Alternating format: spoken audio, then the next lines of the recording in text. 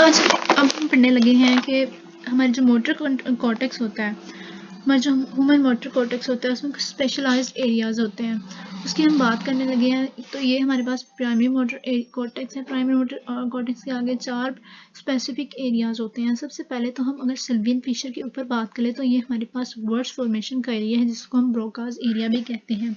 अगर ये डैमेज हो जाए तो इसकी वजह से ये नहीं होता कि इंसान बोल ही नहीं पा रहा है, इसमें होता है कि प्रॉपर वर्ड नहीं बोल पा रहा, प्रॉपर वर्ड क्रिएट नहीं कर पा रहा, वो बोलना चाह रहा है लेकिन बोल पा नहीं रहा। ठीक है, इसके ऊपर थोड़ा अब ये जो वर्ड फॉर्मेशन का एरिया होता है ना, इसके आसपास जो एरिया होता है ना, वो रेस्पिरेशन को कंट्रोल करता है। तो इसलिए जो वोकल कॉर्ड्स की जो हमारे वोकल कॉर्ड्स है ना, हमारे जो वोकल कॉर्ड्स रेस्पिरेशन से वोकल कॉर्ड्स की जो एक्टिवेशन होती है ना, वो रिलेट करती है माउथ और टंग के मूवमेंट से। मतलब स्पीच का तल्लुक होता है वोकल कॉर्ड से, रेस्पिरेशन और स्पीच एक। इसके बाद हम अगर बात कर लें, इससे थोड़ा सा हम ऊपर आए तो हमारे पास आई मूवमेंट्स की का एरिया होता है स्पेसिफिक वॉलंटरी आई मूवमेंट्स के लिए। इसका मतलब ये नहीं होता कि हम आई मूवमेंट्स कर नहीं सकते, इसका मतलब ये होता है कि हम अपनी एमर्जेंसी से आई मूवमेंट्स नहीं कर सकते। ठीक है, हमारी अगर आई है ना, हम एक जगह पे आई किसी चीज़ को देख रहे हैं तो वो आई फिक्स हो जाती है, हम देख तो सकते हैं लेकिन अपनी मर्जी से मूवमेंट नहीं कर सकते। हम किसी चीज़ को देख रहे हैं तो हम देखते ही रहेंगे, अपनी मर्जी से इधर उधर नहीं कर सकते। ठीक है, वॉलंटरी मूवमेंट्स मतलब ब्लिंकिंग, आंखें जो झपकने का प्रोसेस होता है ना, वो ये एरिया कराता है।